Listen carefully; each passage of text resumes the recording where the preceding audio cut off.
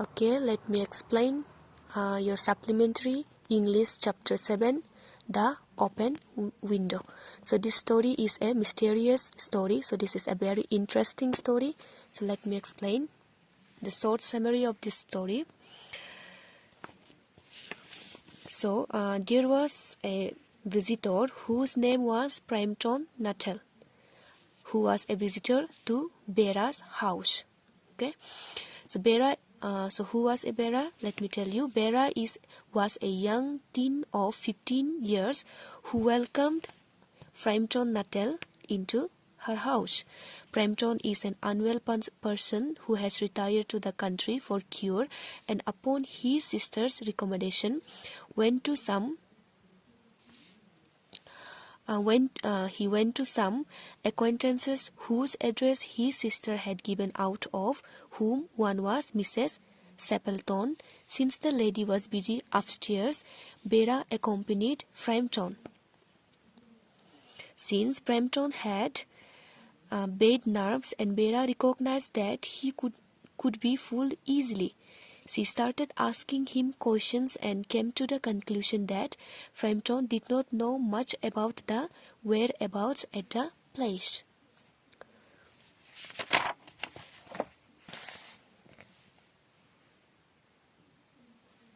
So, she indulges in a frivolous plan and narrated a false story to him about Mr.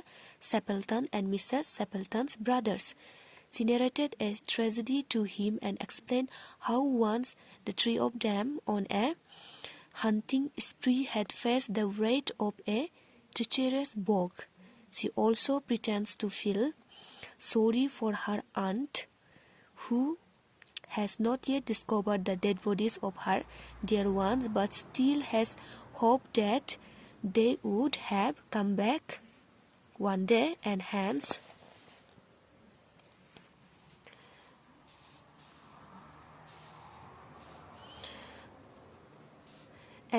keeps the window open, as she has aspirations for receiving her life, her husband, and her family. So this is the first part of this chapter. Come to the second part.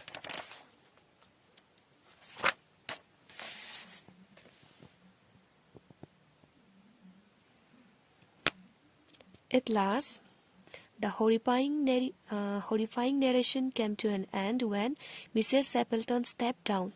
She started the conversation when she talked about her brothers and husband just returning home.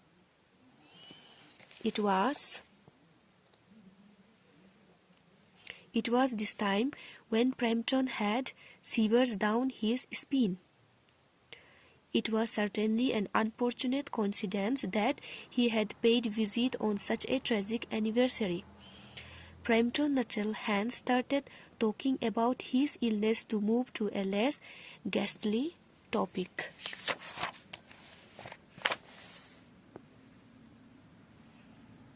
Only after some time did he see an eerie scene of three figures walking towards the open window. Okay, in your third part, what happened in the third part, let me tell you. The moment was spooky for Premchand Natal, so he beat a hasty retreat only to avoid an imminent collision with the cyclist, as if he had seen.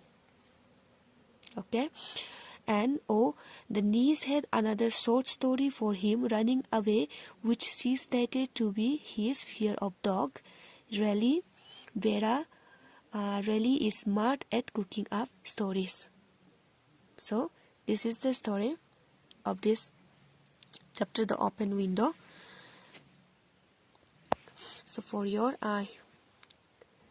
summary of this chapter in Hindi, Premchand Natal स्नायु रोग से पीड़ित था, मतलब उसकी शरीर में कुछ कमजोरी थी, वो ठीक तरह से फिजिकली फिट नहीं था।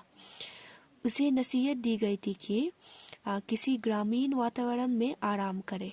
लगभग 4 वर्ष पहले उसकी बहन एक गांव में रही थी। वो वहां बहुत से लोगों को जानती थी, इसलिए उसने नथल के लिए कई लोगों के नाम परिचय पत्र दिए थे।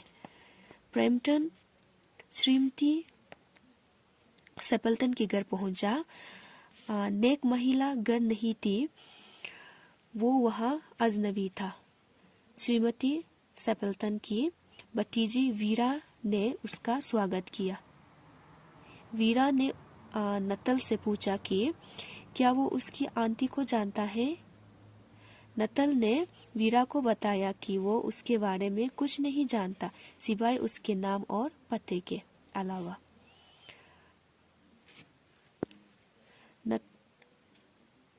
नतल की बहन श्रीमती सेपल्टन को जानती थी। वीरा ने अज्ञानी लड़के को मूर्ख बनाने की मन में ठान ली। मतलब वीरा ने नटेल को मूर्ख बनाना चाहती थी, इसीलिए उसने कुछ सोच विचार कर उसको बुद्धू बनाना चाहते थे। वहां पर एक बड़ी फ्रेंच खिड़की थी जो एक कस्बे की तरफ खुलती थी। उसकी तरफ इशारा करते हुए वीरा ने बताया कि 3 वर्ष पहले उसकी आंटी के पति और उसके 2 छोटे भाई जहाँ पक्षियों को शिकार करने के लिए गए थे, वहां वे दलदल में फंस गए थे। उसकी लाशें कभी नहीं मिली। श्रीमती सेपल्टन सोचती हैं कि कुत्तों के समेत वे खिड़की द्वारा लौटेंगे, इसलिए रोज शाम को खिड़की खुली रखी जाती थी। वो कांपने लगी। नतल भयभीत हो गए। मतलब फ्राम्पटन नतल जो डर गया था। तब श्रीमती सेपल्टन वहां आ गई। उसने देरी से आने के लिए क्षमा याचना की, मतलब क्षमा मांगी। उसने भी उसे बताया कि वे खिड़की को खुली रखते हैं क्योंकि उसका पति और भाई पक्षियों और बतखों का शिकार करके घर लौटेंगे। नतल भय से बड़ाने लगा क्योंकि उसकी मेजबान खिड़की की तरफ घूर कर देख रही थी। उसने अपनी बीमारी का विषय बदलना चाहा, परंतु श्रीमती सेपल्टन ने नतल की बीमारी में कई दिलचस्पी नहीं दिखाई। अचानक श्रीमती सेपल्टन की निगाह खिड़की से बाहर गई। उसका चेहरा दमक उठा जब उसने आती हुई 3 आकृतियां देखी। वो चीख पड़ी। आखिर वे चाय के समय पर आ ही गए और वे आंखों तक कीचड़ में सने हुए थे। उन्हें देखकर वीरा भी चकाचौंध हो गए। प्रेमटन ने घास के मैदान के पार आती हुई 3 आकृतियां देखी। उनके पास बंदूकें थी। एक के कंधे पर सफेद कोट था। सेपल्टन उनके पीछे आ रहा था। स्पेनियल उसके पीछे आ रहा था। प्रेमटन ने श्रीमती सेपल्टन के भाई को गाते हुए सुना। मैंने कहा, बंटी, तुम क्यों उछल रही हो? ऐसे शब्द गुनगुना कर वो हमेशा उसे चेहरा करता था। प्रेमटन नतल ने उन्हें भूत समझा और भयभीत हो गया। उसने अपनी छड़ी और हेट लिए और तीव्र गति से हॉल के दरवाजे से निकलकर कंकरीले रास्ते पर पार कर गया। लगभग आंखें बंद करके दौड़ता हुआ वो बाहर सड़क पर जा पहुंचा। वीरंत होने से बचने के लिए एक साइकिल सवार को दौड़कर बारों के भीतर जाना पड़ा। श्रीमती सेपल्टन जानना चाहता था कि वो कौन व्यक्ति था जो दरवाजे को चटखनी लगाकर इतना तेज दौड़ा था। उसकी पत्नी ने उसे बताया कि वो मिस्टर नतल था, जो केवल अपनी बीमारी के बारे में बातें करता था। वीरा ने बताया कि वो व्यक्ति बूटों से नहीं बल्कि स्पेनियल से डर गया था। वो कुत्ता से अत्यधिक डरता था। एक बार उसे एक कब्रिस्तान में छुपकर रहना पड़ा, जबकि कुत्ते उसके ऊपर गुर्रा, भौंक और पेन डाल रहे थे। इससे कोई भी व्यक्ति भयभीत हो सकता था। इस प्रकार रोमांस समाप्त हुआ।